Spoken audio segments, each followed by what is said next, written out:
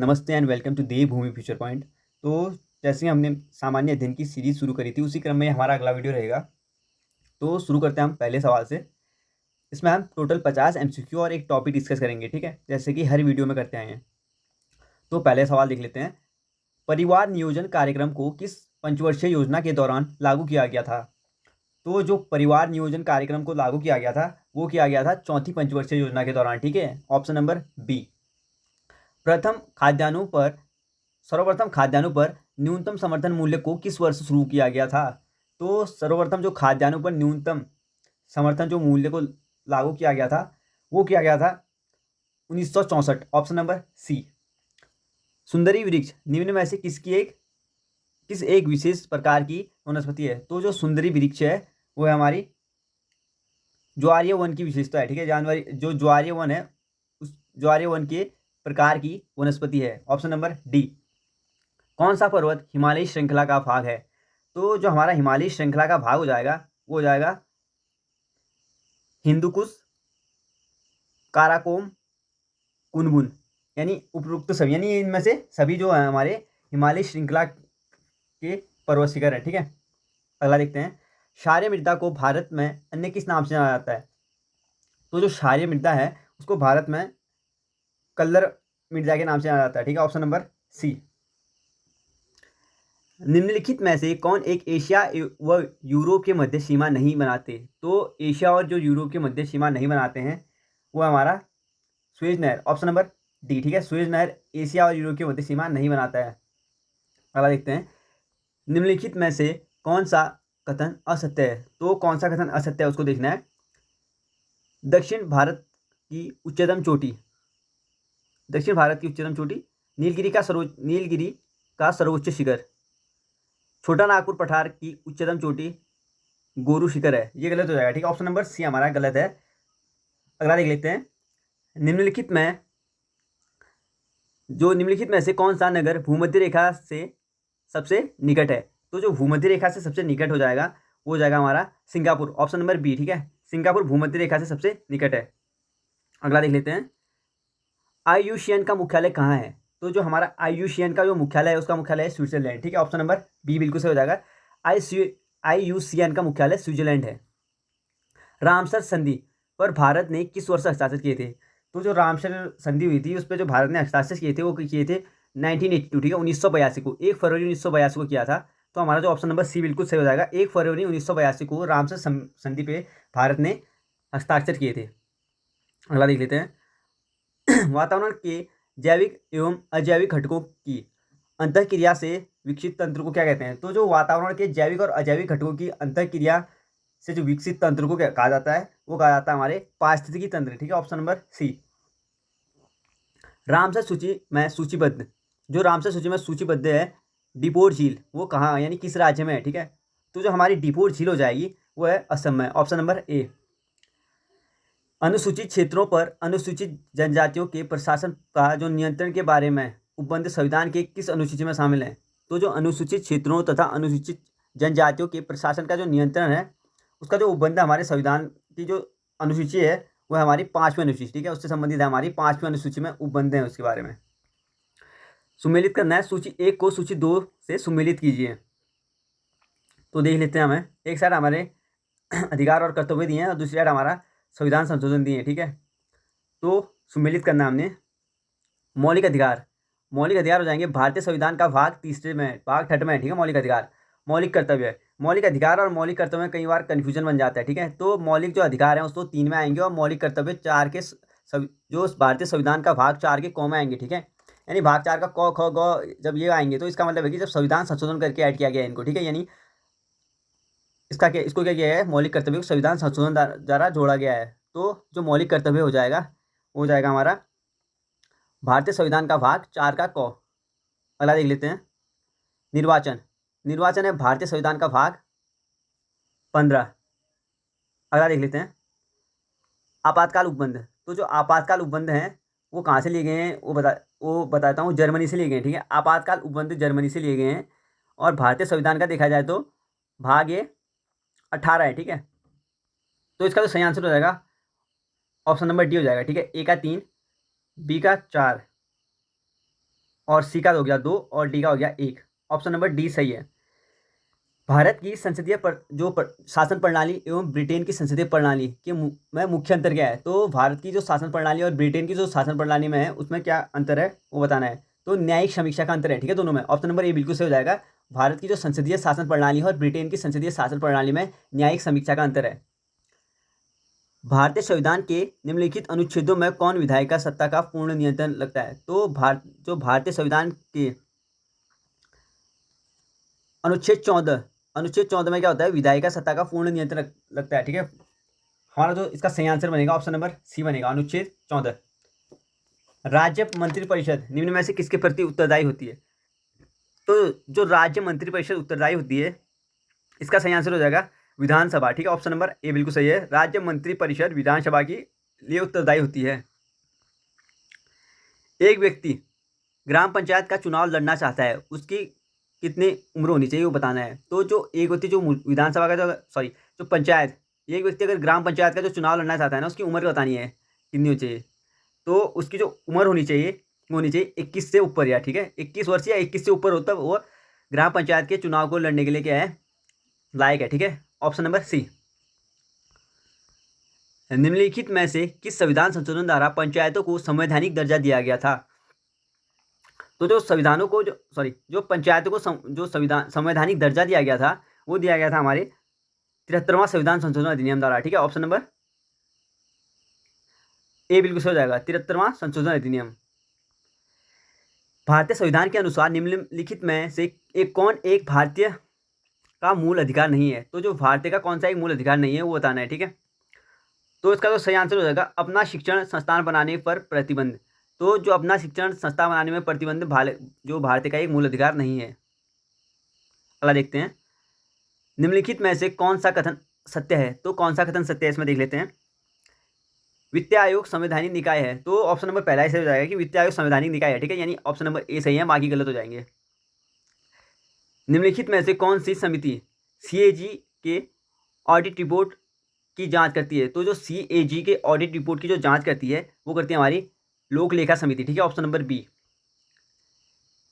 किलोखरी को अपनी राजधानी किस शासक ने बनाया था? तो किलोखरी को जो अपनी राजधानी बनाया था वो बनाया था जलाउद्दीन फिरोज खिलजी ने, ठीक है। जलाउद्दीन फिरोज खिलजी ने किलोखरी को अपनी राजधानी बनाई थी। Option number A.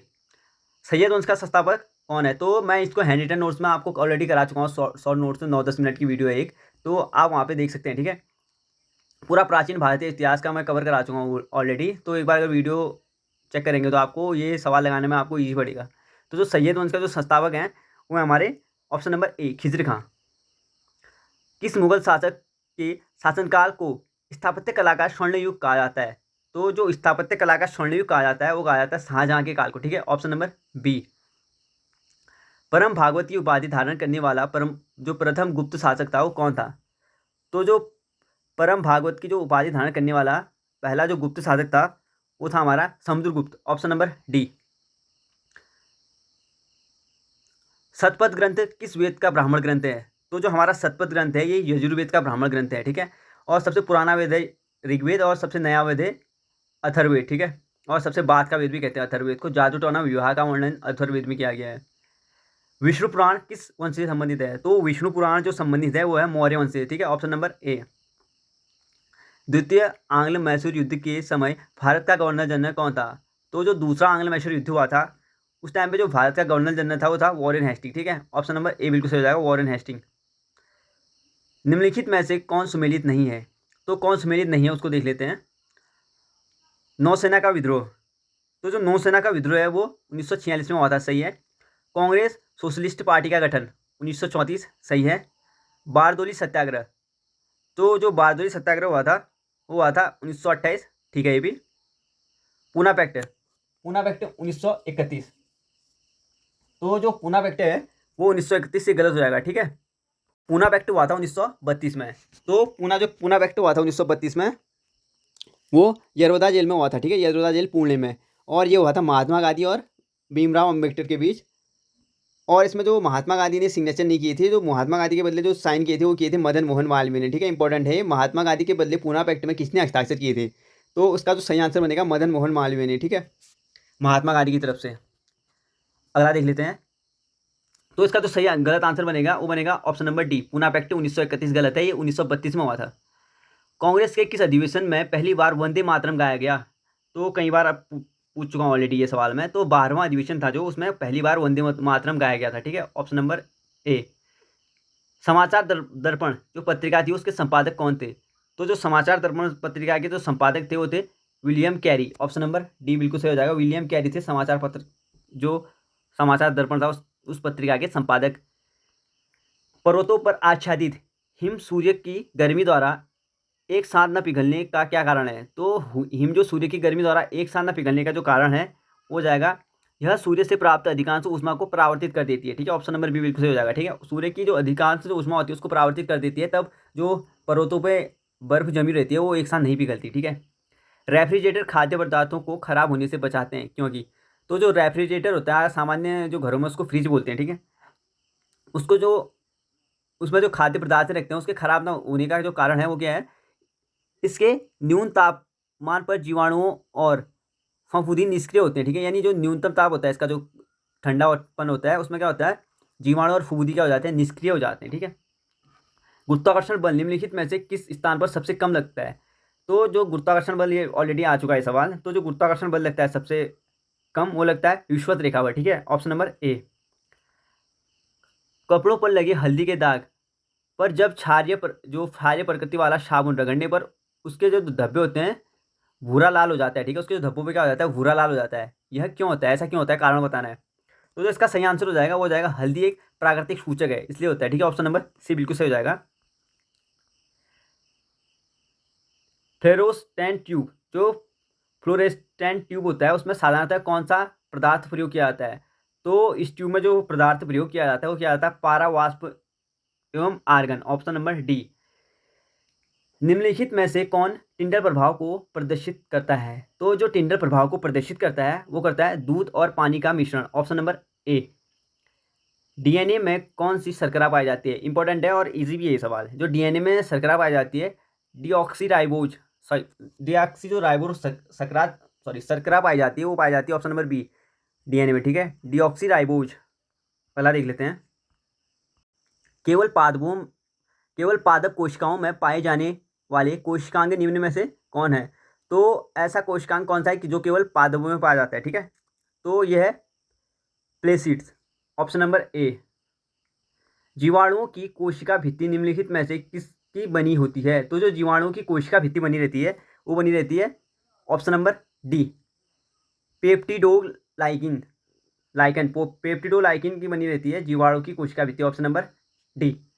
कार्बोहाइड्रेट उपापचय को निम्नलिखित में से किसके द्वारा नियंत्रित किया जाता है? तो जो कार्बोहाइड्रेट उपापचय को नियंत्रित किया जाता है वो किया जाता है हमारा इंसुलिन द्वारा, ठीक है, option number A. Insulin carbohydrate उपापचय को नियंत्रित करता है। निम्नलिखित में से सबसे अधिक जंतु किस संघ में पाए जाते हैं? तो इंपॉर्टेंट है ये, जो सबसे अधिक जंतु पाए जाते हैं वो आर्थ्रोपोडा में पाए जाते हैं, ठीक है, ऑप्शन नंबर ए। मानव शरीर की सबसे बड़ी मिश्रित ग्रंथि है, तो जो मानव शरीर की सबसे बड़ी मिश्रित ग्रंथि है वो हो जाएगा अग्नाशय, ऑप्शन नंबर सी। रदरफोर्ड के परमाणु मॉडल की त्रुटियों को दूर कर किसने किया था? तो जो रदरफोर्ड ने जो परमाणु का मॉडल दिया था, ठीक है, कई बार पूछा था कि परमाणु का मॉडल सबसे पहले किसने दिया था, तो रदरफोर्ड ने दिया था। तो जो रदरफोर्ड ने परमाणु का ये मॉडल दिया था उसमें जो त्रुटियां आई थी उसको दूर किसने किया था, ये सवाल पूछा रहा है, उसको दूर किया था नील्स बोर ने, ठीक है, ऑप्शन नंबर बी। अल्कोहल से ईथर बनाने की विधि में उत्प्रेरक के रूप में निम्न में से किसका प्रयोग किया जाता है? तो जब हम अल्कोहल से ईथर बनाते हैं तो इस विधि में उत्प्रेरक के रूप में किसको डालते हैं हम?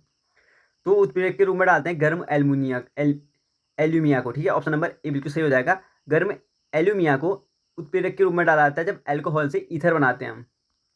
साबुन ग्रीज को किस विधि द्वारा अलग करता है या हटाता है? तो जो साबुन ग्रीज को जो अलग हटाता है वो हटाता है हमारा ऑप्शन नंबर एक पायसीकरण विधि द्वारा, ठीक है। निम्नलिखित में से कौन सुमेलित नहीं है? तो कौन सा सुमेलित नहीं है उसको देखना है। तो कबूतर पक्षी शांति का प्रतीक है, बिल्कुल सही है। उल्टा झंडा संकट का प्रतीक है, बिल्कुल सही है। और अगर झुका हुआ झंडा है तो शोक का प्रतीक होता है, ठीक है, झुका हुआ झंडा या सॉरी झुका हुए झंडे की जो प्रतीक है वो है शोक का प्रतीक। और ओलिव की शाखा संस्कृति और सभ्यता का प्रतीक है, ये गलत हो जाएगा, ठीक है, ऑप्शन नंबर ए इसका जो गलत है ऑप्शन नंबर ए है, ठीक है, सुमेलित नहीं है ऑप्शन नंबर ए। दिल्ली का मोती मस्जिद किस मुगल शासक ने बनवाया था या किस मुगल शासक द्वारा बनवाया गया है? तो जो दिल्ली का जो मोती मस्जिद बनवाया गया था वो औरंगजेब ने बनाया था, ठीक है। ऑलरेडी पढ़ा चुका हूँ मैं आप लोग को ये सब। तो अगर आपने हैंड रिटन नोट्स देखे होंगे सामान्य अध्ययन जो हमारे प्राचीन भारतीय इतिहास के, तो आपको ये सवाल बनाने में इजी पड़ रहा होगा, ठीक है। तो अब हमने 50 जो MCQ थे वो कंप्लीट कर लिए हैं, तो इसी क्रम में हम अपना टॉपिक देख लेते हैं एक बार और उसके बाद वीडियो को समाप्त करते हैं, ठीक है। तो शुरू करते हैं अपने टॉपिक को। न्याय की जंजीर के रूप में जाना जाता है, तो जो न्याय की जंजीर के रूप में जाना जाता है वो जाना जाता है जहांगीर को, ठीक है। जहांगीर के बड़े पुत्र खुसरो ने गुरु अर्जुन देव की सहायता से जहांगीर के खिलाफ विद्रोह किया था, और इसमें हम पॉइंट टू पॉइंट देखेंगे, ठीक है। खुसरो की सहायता करने के कारण जहांगीर ने गुरु अर्जुन देव को फांसी दी थी, ठीक है। तो खुसरो की जब सहायता करी थी उसके कारण जहांगीर ने क्या किया था, गुरु अर्जुन देव को फांसी दी थी। तो कई बार सवाल ये बनता है कि गुरु अर्जुन देव को फांसी किसने दी थी? तो खुसरो की जो सहायता करने के कारण जहांगीर ने दी थी, ठीक है, अर्जुन देव को फांसी। इसके शासनकाल में मुगल चित्रकला अपने चरमोत्कर्ष पर थी। तो किसके शासनकाल में मुगल चित्रकला चरमोत्कर्ष पर थी? तो ये थी जहांगीर के टाइम पीरियड पे। इसके दरबार में रहने वाले प्रमुख जो चित्रकार थे उस्ताद मंसूर, अबुल हसन, विशनदास, मोहम्मद मुराद थे, ठीक है। इसने संस्कृत भाषा में विद्वान जगन्नाथ को पंडित राज की उपाधि दी थी। तो इसको इसने पंडित राज की जो उपाधि दी थी वो दी थी जगन्नाथ को, ठीक है। संस्कृत भाषा के विद्वान थे ये। अशोक के कौशाम्बी स्तंभ, जो अशोक का कौशाम्बी स्तंभ था उसने क्या किया था, जहांगीर का लेख उत्कीर्ण किया था, ठीक है। अशोक के कौशाम्बी स्तंभ पर जहांगीर का लेख उत्कीर्ण किया है। इसके शासनकाल में कैप्टन हॉकिंस और सर टॉमसन रो भारत आए थे। तो कैप्टन हॉकिंस और सर जो टॉमसन रो थे वो भारत आए थे किसके साथ टाइम पीरियड पे, जहांगीर के टाइम पीरियड में, ठीक है। जहांगीर का जो मकबरा का जो निर्माण था वो नूर जहां ने करवाया था। जहांगीर के मकबरे का निर्माण नूर जहां ने करवाया था। और उतमाद उल दौला का मकबरा जो निर्माण किया था उसने वो भी नूर जहां ने करवाया, ठीक है। नूर जहां का वास्तविक नाम कई बार पूछा जाता है, तो नूर जहां का जो वास्तविक नाम था महरुत शाह था, ठीक है। महरुत शाह था नूर जहां का वास्तविक नाम। मयूर सिंहासन का निर्माण किसने कराया था? तो इंपॉर्टेंट है, मयूर सिंहासन का निर्माण किसने कराया था और मयूर सिंहासन कौन ले गया था अपने साथ, ठीक है। इंपॉर्टेंट है। और मयूर सिंहासन पर अंतिम बार कौन बैठा था? तो आपको शायद ये सवाल अगर ना आए हों तो आप मेरे एक बार प्राचीन भारतीय इतिहास की जो प्लेलिस्ट बनी है वहाँ जाके देख सकते हैं, ठीक है। तो मयूर जो सिंहासन का जो निर्माण करवाया था वो करवाया था शाहजहाँ ने। ताजमहल का निर्माण कराने वाला मुख्य स्थापत्य कलाकार था वो था उस्ताद अहमद लाहौरी। उस्ताद अहमद लाहौरी ने ताजमहल का निर्माण कराने का जो ताजमहल जो निर्माण करवाया था वो उसका मुख्य स्थापत्य कलाकार था। शाहजहाँ के शासनकाल को स्थापत्य कला का स्वर्णयुग कहा जाता है। ये MCQ भी बन चुका है, ठीक है। किसके शासनकाल को स्थापत्य कला का स्वर्णयुग कहा जाता है? तो शाहजहाँ हो गया। अगला देते हैं, दारा शिकोह शाहजहाँ का पुत्र था। तो दारा शिकोह किसका पुत्र था? तो शाहजहाँ का पुत्र था, ठीक है। और दारा शिकोह को अभागा शहजादा भी कहा जाता है। दारा शिकोह ने सर ए अकबर नाम से उपनिषदों का अनुवाद करवाया था। तो इसके अतिरिक्त देखा जाए तो इसने भागवत गीता और रामायण का भी फारसी में अनुवाद कराया था, ठीक है, दारा शिकोह ने। दारा शिकोह को शाह बुलंद इकबाल के रूप में जाना जाता है। तो शाह बुलंद इकबाल के रूप में किसको जाना जाता है? तो दारा शिकोह को जाना जाता है। शाहजहाँ को औरंगजेब ने आगरा के किले में बंदी कर रख दिया था। तो शाहजहाँ को औरंगजेब ने रख दिया था। तो सवाल ये बनेगा कि शाहजहाँ को किसने आगरा के किले में बंद करके रख दिया था? तो शाहजहाँ को औरंगजेब ने रखा था, ठीक है, आगरा के किले में बंदी बनाकर। तो एक साइड हमें युद्ध दिए हैं और किसके कौन जीता था और कब हुए थे युद्ध।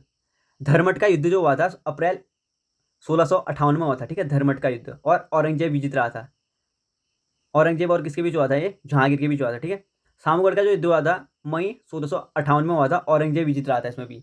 देवराय का जो युद्ध हुआ था वो हुआ था मार्च 1659 में। और जो औरंगजेब है वही इसमें क्या हुआ था? विजित हुआ था, जीता था। तो ठीक है गाइस, 50 MCQ देख लिए, टॉपिक क्लियर कर दिया है। जल्दी अगला वीडियो अपलोड किया जाएगा। वीडियो पसंद आएगा वीडियो को लाइक कीजिए, कमेंट कीजिए एंड सब्सक्राइब कीजिए चैनल। और आपको अगर डेली जो करंट अफेयर्स पढ़ने हैं तो स्टैटिक को मैच करके तो उसको मैं अपने इंस्टा हैंडल पे अपलोड करता हूँ, ठीक है। वो हमारा जो इंस्टा हैंडल है वो है देवभूमि फ्यूचर पॉइंट के नाम से, तो उसको फॉलो करिए। तो ठीक है गाइस, थैंक यू।